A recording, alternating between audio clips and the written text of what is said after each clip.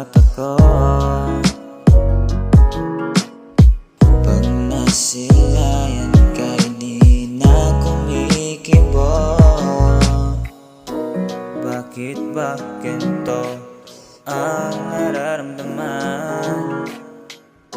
Tumatatak na lagi sa aking isipan ang iyong mukha, ang iyong ngiti, pati na tamis ng iyong labi. Nakakabaliw ang iyong mukha, ang iyong ngiti, pati na tamis ng iyong labi. Nakakabaliw,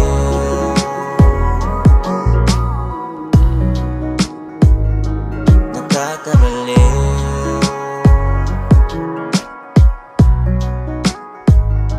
nakakabaliw.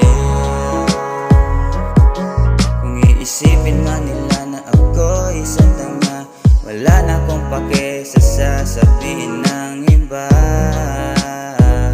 Sa'yo lang sinta,